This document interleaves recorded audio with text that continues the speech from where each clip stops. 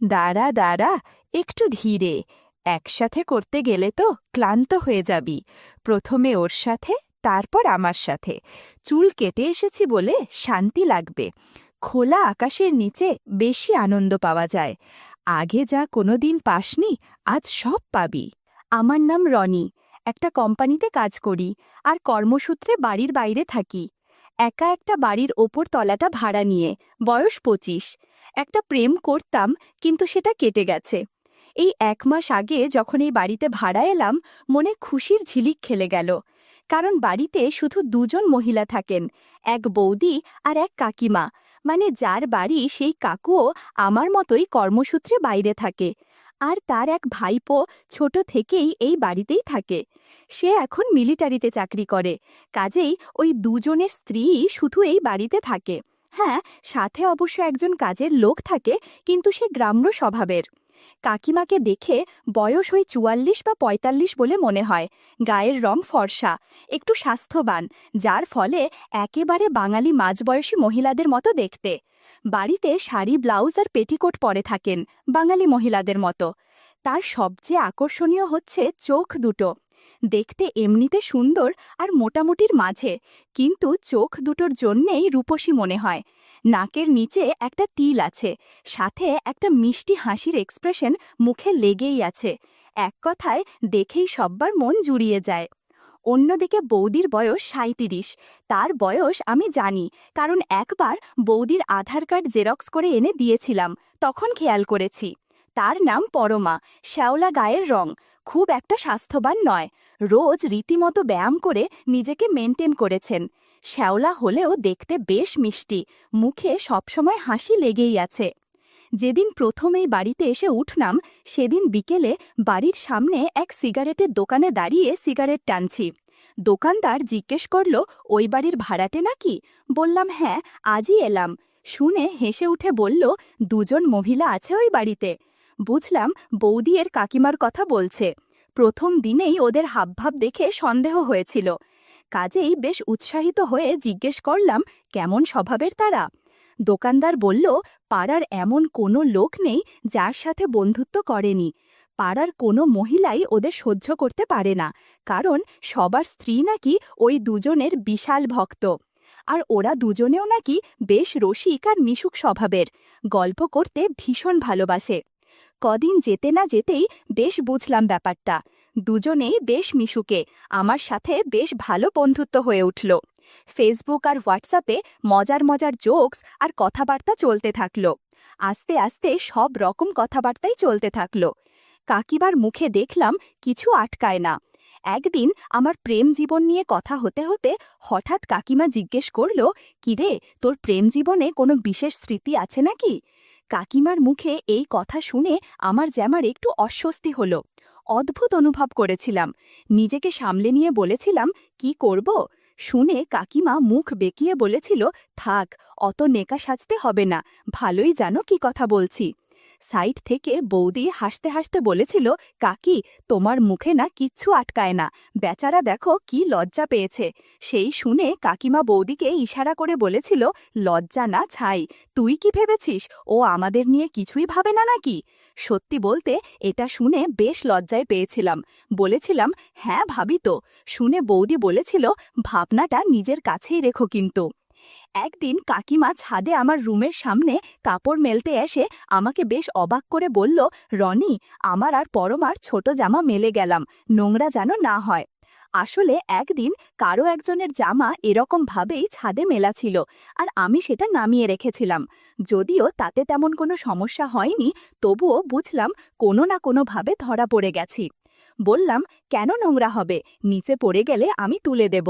কাকিমা হেসে বলল, হ্যাঁ, তুলে এখানেই রেখো, অন্য কিছু করো না যেন। আমি বোকা বোকা ভাব করে বলেছিলাম, কি আবার করব?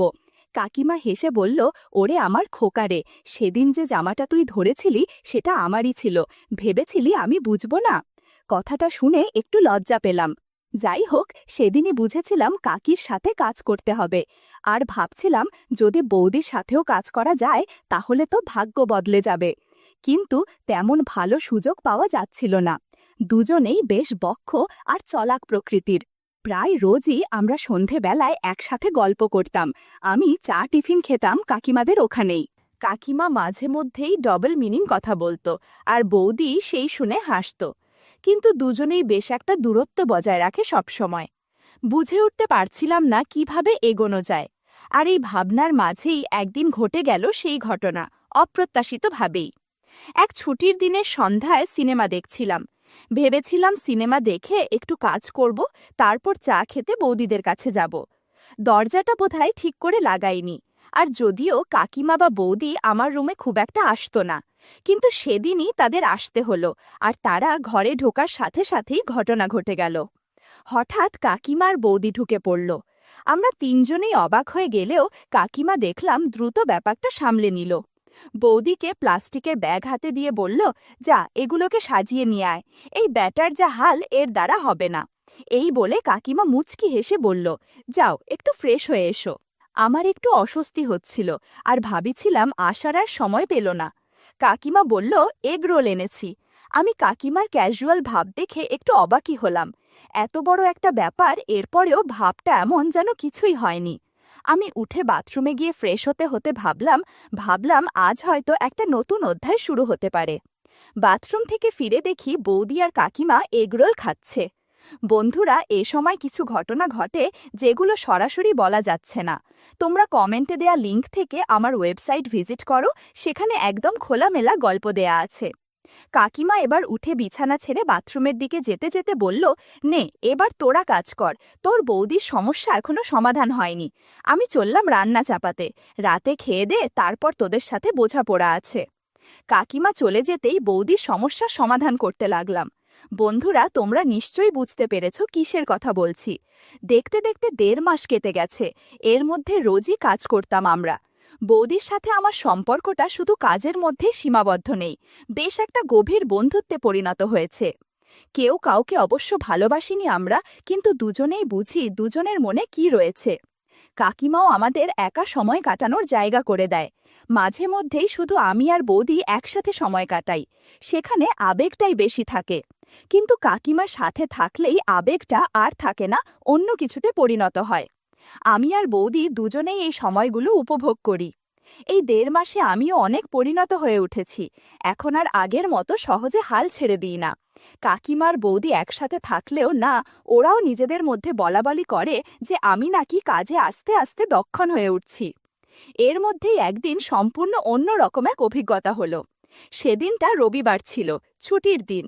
কাকিমার দুপুরেই স্নান করে আমাকে বলে রেখেছিল, আর কাজ করার সময় অনেক ধৈর্য ধরতে হবে, পুরো আগুন হয়েছিল। সন্ধ্যায় কাকিমার সাথে বৌদিও যোগ দিল। পরিবেশটা ছিল দারুণ প্রাণবন্ত। ঘণ্টাখানেক পর কাকিমার বৌদি বিশ্রাম নিচ্ছিল। আমি শুয়ে আছি, এমন সময় কাকিমার ফোনটা বেজে উঠল। ফোনটা হাতে নিয়ে কাকিমা বলল, মলি কল করেছে, বলেই একটা দুষ্টু হাসি। কাকিমা ফোনটা রিসিভ করে বলে উঠল, কিরে এতদিন পর মনে পড়ল? ওপার থেকে কি জবাব এলো শুনতে পেলাম না, শুধু এক তরফের কথাই শুনতে পাচ্ছি। সেই ব্যস্ত তো থাকবি এখন, আমাদের কি আর মনে পড়বে। শোন, আমাদের বাড়িতে ইয়াং একটা ছেলে ভাড়াতে এসেছে, অনেক মিশিকার, বন্ধুসুলভ স্বভাবের। তুই চাইলে পরিচিত হতে পারিস। অনেক কাজের ছেলেটা, আমাকে আর পরমাকে অনেক সাহায্য করে, কাজে একদম দক্ষ। ওর সাথে কাজ করে আমরা অনেক আনন্দে আছি। তাদের কথা শুনে বুঝলাম এই মলিও তাদের মতোই। বৌদিকে আস্তে করে জিজ্ঞেস করলাম, কে এটা? বৌদি বলল, মলি দি, কাকিমার ননদ, আমি দিদি বলেই ডাকি, আমার থেকে 1 বছরের বড়। বললাম, এও কি তোমাদের মতোই নাকি? বৌদি শুনে শুধু হেসে উঠল, কিছু বলল না আমাকে। ওদিকে কাকিমার ফোনে কথা তখন চলছে। কি আর করবি, তুই যা জিনিস, তোর কথা ভাবলে আমার কেমন যেন মনে হয়। তোর অফিসের ছেলেগুলোর আর দোষ কোথায়? কাকিমা ফোনে আমার সম্বন্ধে অনেক কথা বলছিল। এসব বলাতে বেশ ভালোই লাগছিল। নতুন ভাড়াটে, হ্যাঁ ট্রেনিং দিচ্ছি, বলে হাসতে লাগলো। কাকিমাকে এত হাসতে দেখিনি এর আগে।